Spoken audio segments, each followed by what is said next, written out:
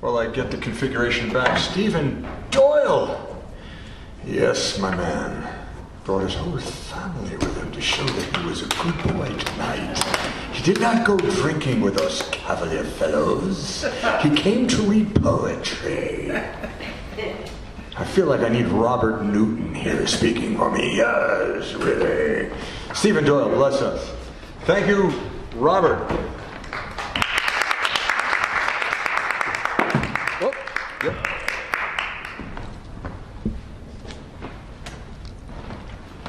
Drop the mic.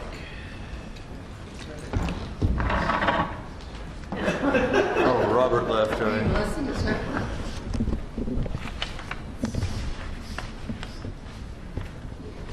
Whenever you're ready. We are. Okay, Hayden and the Fishers reminded me of a incident I had in high school. Thanks to my high school teacher, Mr. Walsh. He used to, what was that guy? My high school social studies teacher used to pass these off-color remarks, which I considered racist at the time. Tell these little sly jokes all the time. I always got offended.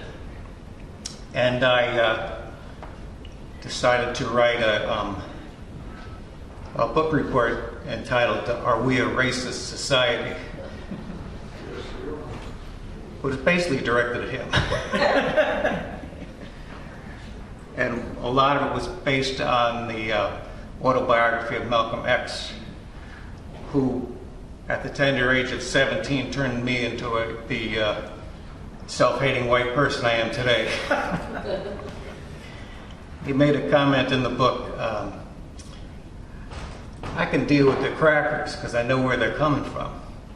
He says, but the liberals I can't stand. He says, it's like a fisherman throwing a bucket of worms into the water and you don't know which one has the hook attached to it.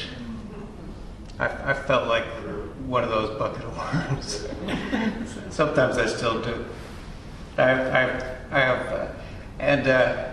Mr. Walsh knew what I was up to when I read it. He gave me a C for that report. That's actually a great credit coming from him.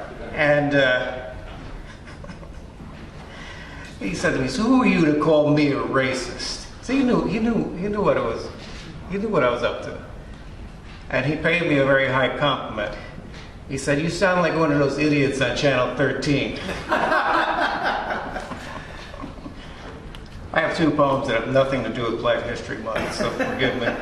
But the subject matter tonight just reminded me of that story. First one, my brother likes this one. It's called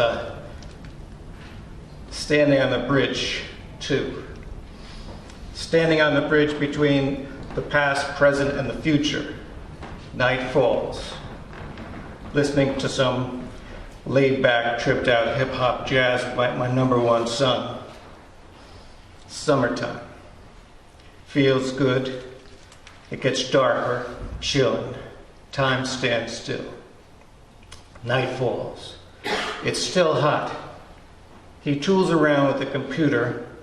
I sit back, listening to the tunes, watching my boy, digging life.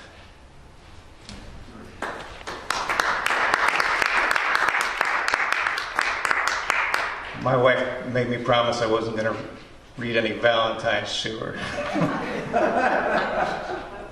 So I have a Valentine's for all the... I get that. The powers of your wife. I have a Valentine to all the women of my generation. It's called Jan's Face. What by today's standards won't do, I saw today in grace of the face of a woman of my generation. Weather-beaten, horsewoman, healthy, smiling, hard-working, good-natured beauty. Encrusted in years, the middle years, not adorning the cover of a magazine, but finding a place in my memory where dignity and stature grade above the fleetness of youth.